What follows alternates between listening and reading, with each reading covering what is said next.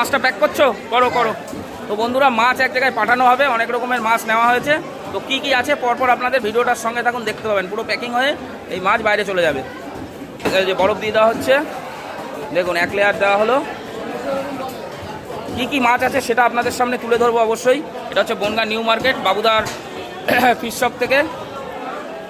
এই দেখুন একটা বিশাল আকারের ভোলা, 2 কিলো ওয়েট প্রায়। একটা 1 কিলোর ইলিশ আছে, ঠিক আছে। আর কি আছে পরপর দেখাচ্ছি। এই দেখুন এখানে আছে হচ্ছে, হ্যাঁ এটা কি আছে? ও কাতলা, এটার মধ্যে কাতলা আছে, দেখে নিন। ও এটা হচ্ছে 1 কিলো 200 গ্রামের কাতলা পিস, এইভাবেই যাবে, ঠিক আছে। কাতলা,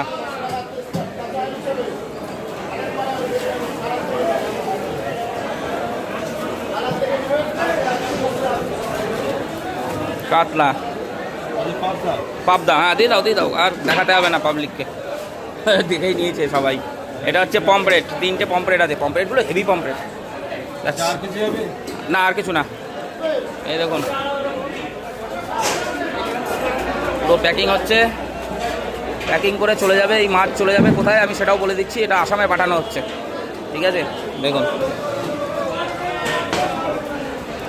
দেখুন একদম সুপার প্যাকিং হয়ে গেল। মাছ একদম পুরো কিচ্ছু হবে না, না বরফ গলে না, না দুদিনেও গলবে না। বাহ, পুরো এয়ারটাইট প্যাকিং হবে।